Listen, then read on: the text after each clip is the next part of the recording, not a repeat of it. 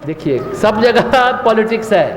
हम राजकुमारी हैं, हम एक भिखारी से क्यों शादी करेंगे? क्योंकि उसके तप को हम हर लेना चाहते थे, क्या किसी की ये मनसा थी। आजकल गर्भोत्सव संस्कार में बातें होती हैं, हम लोग कैसे हम अच्छी पीढ़ी तैयार करें, हम संस्कारवान पीढ़ी कैसे गढ़े, सज्जन सुशील प्रतिभाशाली एवं समुन्नत सभ्य प्रखर भावी पीढ़ी कैसे तैयार करें, संस्कार के माध्यम से कर पाते हैं। पुंसवन संस्कार, गर्भोत्सव संस्कार हम नवरात्रि में करते हैं। जो माताएं बहनें गर्भवती हैं, अच्छी संतान हो, जागृत संतान हो, गर्भ में देवात्मा प्रवेश करे, क्या करते हैं उसमें हम लोग? घर परिवार के सदस्य ससुराल के जन रहते हैं, आश्वस्त करते हैं कि हाँ, घर के वातावरण को ऐसा रखेंगे कि गर्भिणी को तनाव ना हो, चिंता ना हो, भयभीत ना हो, सशंकित न रहे, ताकि आने वाली संतान वो भी सुसंस्कारी हो। औषधि अभिग्रहण कराते हैं, आश्वस्त करते हैं सभी घर के परिजन।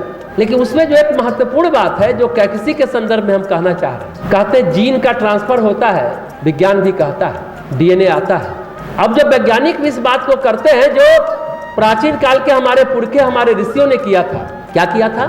चरु प्रदान करते थे, खीर देते थे। लक्ष्मण, भरत, राम, शत्रुघ्न, उस चरु के ही तो पैदाइश है, खीर के। श्रृंगी ऋषि जो राजा दशरथ के दामाद थे, राजा दशरथ की एक पुत्री भी थी शांता, उसके बाद संतान नहीं हो रही थी। कहते हैं श्रृंगी ऋषि का क्षेत्र है सिंहेश्वर स्थान, यहीं पुत्रष्टि यज्ञ हुआ था और यहीं से खीर अयोध्या गया। कुछ लोग कहते नहीं, श्रृंगी ऋषि यहाँ से अयोध्या गए थे, वहाँ उन्होंने पुत्रष्टि यज्ञ किया था। जो भी हो, खीर खाने पर 4 संतान हुई थी। कौशल्या से शांता पहले पैदा हुई थी। अब वैज्ञानिक कहते हैं कि जीन में एपी जीन होता है, एपी जीन्स, जो मूल जीन के प्रवृत्ति को, वृत्ति को, संस्कार को बदल देता है।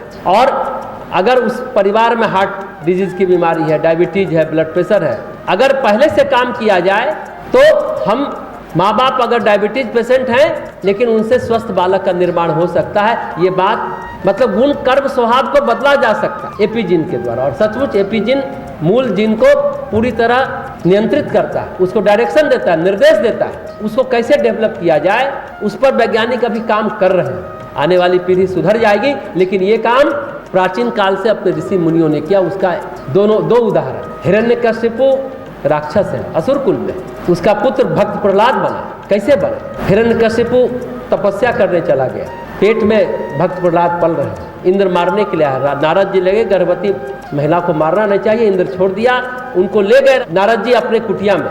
9 महीने उस तरह का वातावरण दिया, वही मूल जीन दब गया, एपी जीन की बातें हुई और वो भक्त बन गया। और यही देखिए, ऋषि का पुत्र है रावण, सतोगुण था, कैकसी राक्षसी कुल की थी, उसने उसको ट्रेंड किया कि नहीं, तुम राक्षसी जीन को डेवलप करो।